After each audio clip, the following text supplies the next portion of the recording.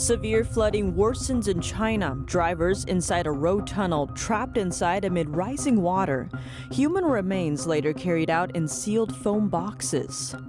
Residents blame authorities for making flood conditions worse. That's after they released water from an upstream reservoir with no warning. An insider reveals the real story of what happened inside a Chinese subway, revealing what's been called missed opportunities to save lives.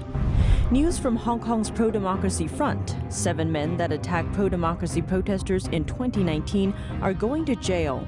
But police are also arresting a media professional and several book publishers. An American photography company, Kodak, bends to Beijing. It offered an apology to China related to the country's Xinjiang region. Welcome to China in Focus. I'm Tiffany Meyer. Online videos are capturing the horrifying flood in central China. A tunnel there is among the worst hit places. Piles of cars were crammed inside when water poured in, and bodies were later carried out in tightly sealed foam boxes. But just how did the disaster happen? This is a tunnel, not a river. But here's how the entrance of the tunnel looked like after Zhengzhou City in central China's Henan province flooded on Tuesday. These people were still breathing a few minutes ago. The tunnel has 6 lanes and is about 3 miles long. Reports say floodwater filled this giant underground tube in 5 minutes. Local residents say there are often traffic jams in this miles-long tunnel. What's worse, the floodwater poured in during rush hours. Someone did a simulation of the scenario and concluded that there's no way to survive, theoretically speaking. The casualties must be stunning. Another social media post emphasizes that there was a traffic jam when it flooded. A video shows drivers trying to escape the tunnel, but the toll booth were still stopping every car at the exit, asking them to scan in order to pay the tolls. 里头车全部都闷进去了，车里头都有司机呀，都有人呐，都是一家一家的呀。你说这咋弄啊？你说说。 A missing persons list from Chinese media, The Paper, tells the story of 2 14-year-old boys trapped in the tunnel. The report says they entered the tunnel on their electric bikes. One boy called his classmate, saying his bike was washed away. That was around 5 p.m. Tuesday afternoon. When their classmates got there some 15 minutes later, the water in the entrance of the tunnel already reached their knees, and the currents were too strong for them to get inside. A post says a lot of people were carried out. They were all sealed in white foam boxes, and onlookers were not allowed at the scene. Now the police are blocking the intersection around the entrance of the tunnel and keeping people hundreds of feet away. 肯定是吧？有啥事呗，对吧？大家心里知道，肯定是不想让大家看见的事情。 Zhengzhou residents are demanding to know why authorities failed to warn them of the impending flash flood. Some say authorities made the flood worse by releasing water from an upstream reservoir. At least a dozen drowned to death in a subway system that was submerged by floodwater. Hundreds were trapped in it for hours. Local authorities claim over 30 have died because of the flood, but NTD cannot independently verify the figure due to strict censorship. Chinese authorities so far are attributing the tragedy to nature, but some are questioning the role of human error in it. A look at the timeline may explain why. According to Chinese state media reports, authorities started to release water from the upstream reservoir at 10:30 Tuesday morning, July 20th. But they didn't alert downstream residents until 12 hours later at 10:30 p.m. During those 12 hours, the flood got worse in the city. But authorities kept the subway system running. Traffic was running as usual at 1:40 p.m., and the water started to flood the streets after 2 p.m. After 5 p.m., the city was pretty much submerged. And after 6 p.m., the subway cars were already flooded, with over 500 people trapped in them.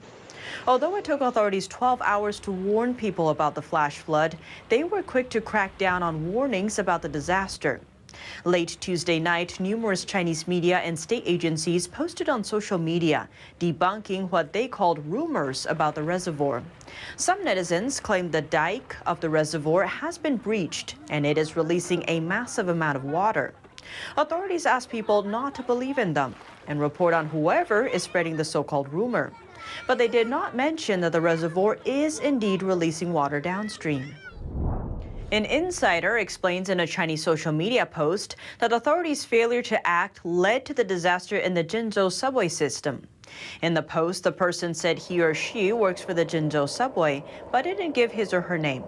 The person says leaders in every node of the subway system dared not to make decisions. To avoid taking the responsibility, operation leaders just let the trains run, even though they had already received a red-level flood warning. As a result, many rescue opportunities were wasted, and many trains were stuck in the tunnels. The insider says from when the floodwater submerged the rails till it eventually submerged the evacuation platforms, authorities on the spot had enough time to evacuate the passengers, but they didn't. And regular employees also didn't dare to take responsibilities. The insider says the coordinators on duty should have kept the trains out of the tunnels, but they didn't. The drivers should have opened the doors and let the passengers out, but they didn't. The insider writes with expletives, these people are all killers. He or she adds that everyone in the management system had their own calculations and wanted to assume nothing will go wrong, adding this is a man-made disaster.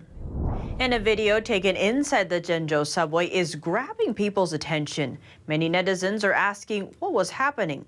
Just a warning, some viewers may find the following footage disturbing due to its graphic nature. This video has been circulating online since Tuesday. Several flood victims were seen lying on the ground, showing no signs of life. A person with a medical gown can be spotted, and on the ground there was a medical box and a pair of scissors. The victims had their eyes covered with medical gauze. A top member of the Republican Party says he checked with medical professionals in the U.S. on reviving drowning victims, and they all said that revival measures like CPR do not cause bleeding. Some netizens are questioning if the doctor was taking the cornea from the corpses. Others said it's not confirmed, and the blood could have come from suffocation. Cornea can be transplanted to patients with certain eye diseases. And organ transplantation has been a lucrative business in China for decades. NTD cannot verify these speculations. And while Zhengzhou City flooded, some online videos capture how residents are helping each other survive. The underground floor of a shopping center was flooded, and many people were stuck inside. Residents formed a team and used a rope to drag them out. A man used his own boat and went out to rescue other villagers. The caption in the video says he rescued more than 20 people. Cars are soaked in water, and people inside try to rescue themselves. A man was having trouble keeping himself afloat. Another man close by saw him and quickly swam over to rescue him. The video was taken at the entrance of the city's Jingguang Road tunnel. An urgent call for help. A family in Henan province asked for help before their house was hit by mudslides. They posted a video on Chinese social media, but it was soon blocked. And now some members in the family are missing. An insider tells the Epoch Times one of his friends has some relatives living in a village some 10 miles west of Zhengzhou City. He said all 9 people of the family were washed away by mudslides, including 4 children. Before this, the family sent out a video on Chinese social media Weibo calling for help, but the video was blocked a few hours later. The insider says that in the village the roads were destroyed, houses collapsed, the cell phone signal was down, and there was a power outage. A China state media also reported on the situation in that same village. A resident there told them her family house collapsed and her family members were buried underneath the house, missing for 48 hours. According to social media posts, the floodwater in a nearby village rose as high as 20 feet over the top of the houses, and most of the residents in the village are old people. By Wednesday, the rain had stopped and many residents could manage to move to safety. But some people are still missing due to a lack of professional rescue equipment. An online video shows a building there collapsing. The caption in the video explains the flood caused a sinkhole close to the building, and that is believed to be why it collapsed. A netizen tweeted, "During this rainstorm, people in the countryside are the most miserable because we can't see what it's like there and we can't hear their voices." People in another city in the same province were experiencing a similar situation. Weather authorities in Jinzhou City are saying the heavy rains experienced there are a once-in-a-millennium disaster. But many criticize the announcement as an excuse to divert attention from the deaths that occurred under the authorities' watch. The local meteorological station said the city saw over 20 inches of rainfall from Monday to Tuesday. It happens only once in 1,000 years. Some netizens asked how come the meteorological station could measure the rainfall over the past 1,000 years. And the number from the local meteorological station also conflicts with that from central authorities. According to the China Weather Network, rainfall in Jinzhou from Monday to Tuesday was around 10 inches. That's half as much as what Jinzhou authorities reported. And 10 inches of rainfall in 24 hours is actually not unprecedented in China. According to official Chinese records, a city in Henan province saw over 30 inches of rainfall in 6 hours back in August 1975. Coming up, both good news and bad news from Hong Kong. 7 men that attacked pro-democracy protesters in 2019 are going to jail. But Hong Kong police are also arresting a media professional and several book publishers. More on that after the break.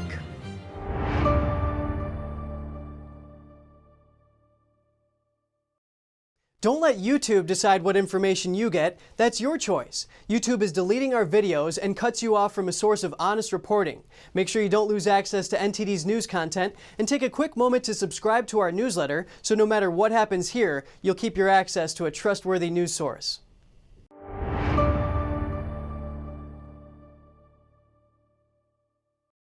A Hong Kong court is sentencing 7 men for up to 7 years in prison. It's for their role in a 2019 attack on pro-democracy protesters, reporters, and bystanders at a train station during the height of the protests. Here's more from Hong Kong. A Hong Kong court sentenced 7 men to prison on Thursday for their role in a 2019 train station attack on pro-democracy protesters. In handing down the sentences, Judge Eddie Yip described the crimes as, quote, mob justice which caused panic among the general public. In July 2019, more than 100 people in white t-shirts beat protesters, reporters, and bystanders at a train station in the northern Yuen-Long district. Some activists suspected gangs were involved and accused the police of collusion, citing their sluggish response to the attack. Police have denied those claims, placing the blame on other protests around the city for their slow response. On Thursday, the city's district court sentenced 5 men to the maximum 7-year penalty for rioting, as well as wounding with intent or conspiracy to wound with intent. 2 others were given a shorter sentence because they had pled guilty before the trial. These were the first convictions of any of the white-shirted attackers. Another arrest targeting media professionals in Hong Kong. The newest victim used to be a top executive for a now-closed pro-democracy newspaper, Apple Daily. Here's the latest from Hong Kong. Police in Hong Kong arrested another top staffer at the now-closed pro-democracy tabloid, Apple Daily, on Wednesday. Local media say its former executive editor-in-chief Lam Meng-chung was taken in by the city's national security police. Lam makes 8 arrests tied to the newspaper, including founder Jimmy Lai.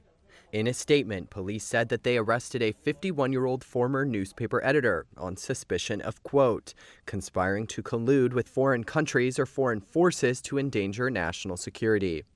Next Digital, which published Apple Daily, did not immediately respond to a request for comment. The popular tabloid folded after several hundred police raided its headquarters last month and froze the company's assets and bank accounts. Its last print edition was published 1 week after. Police have said dozens of the paper's articles may have violated the city's Beijing-imposed national security law, the first instance authorities have leveraged the legislation against local media. Hong Kong police arrested 5 people over children's books. The police say the 5 people published children's books aimed at inciting hatred towards the city's government. Flora Bradley Watson reports. 5 people in Hong Kong have been arrested on charges of sedition for books they published featuring sheep and wolves. Hong Kong police say the stories are aimed at inciting hatred amongst young people towards the city's government. Those arrested were members of a speech therapists union that produced books for children. They were arrested under a colonial-era law targeting sedition, which had been rarely used before the anti-government protests. First convictions under the sedition law carry a maximum penalty of 2 years in prison. At a media briefing on Thursday, police displayed the confiscated books. One of them is titled Defenders of the Sheep Village and tells the story of wolves wanting to occupy a village and eat the sheep, who in turn use their horns to fight back. Police say the book was connected to the 2019 protests. 2 other books were highlighted as raising concern, including one about 12 sheep taken by wolves to the beasts' village, where they would be cooked. It potentially alludes to the 12 Hong Kong people captured by China in August last year as they tried to flee the city by boat. Thursday's arrests add to fears about the shrinking space for dissent in Hong Kong since Beijing imposed a national security law last year. Security officials have said law enforcement is based on evidence and has nothing to do with an individual's political stance, background, or profession. American photography company Kodak is the latest to bend the knee to Beijing. On Tuesday, the company offered a sincere apology to China after it posted on Instagram about mass detentions in China's Xinjiang region. NTD's Don Ma has more. Kodak posted a series of pictures on Instagram last week depicting Uyghurs at various locations in the Xinjiang region. The accompanying captions talk about mass incarcerations happening there. Kodak actually did not directly produce the photos and texts. They're actually originally from French photographer Patrick Wack. He has called Xinjiang a dystopia and has been vocal about mass incarcerations happening there. He's even garnered the attention of Chinese state-run media. After backlash from Chinese media and netizens, Kodak deleted the post and issued 2 separate apologies on Tuesday. On Instagram, the company's apology statement reads, "Mr. Wack's views do not represent those of Kodak. We apologize for any misunderstanding or offense." In a separate apology on Chinese social media WeChat, the company gives an even more wholehearted apology. It reads, "For a long time, Kodak has maintained a good relationship with the Chinese government. We will continue to respect the Chinese government. We will keep ourselves in check and correct ourselves." U.S. media mostly criticized the apology, and Wack was not too happy about it either. He's saying the apology is upsetting many people. Around 1 million Uyghurs are believed to have been arbitrarily detained in Xinjiang. Many have been subject to torture, forced sterilization, forced labor, and possibly forced organ harvesting. A number of countries have labeled abuses happening there as genocide. Kodak is not the only one to apologize to China recently. American athlete and actor John Cena did the same after he referred to Taiwan as a country. And the NBA apologized in 2019 after one of its general managers posted a tweet supporting Hong Kong's pro-democracy protests. Don Ma, NTD News. Senator Marco Rubio says he considers Cubans to be hostages in their own country and argues lifting the U.S. embargo won't help in the fight for their freedom. He joined Fox's Sean Hannity in Miami last night at the Cuban-American community's rallying point. NTD's Jessica Beatty reports.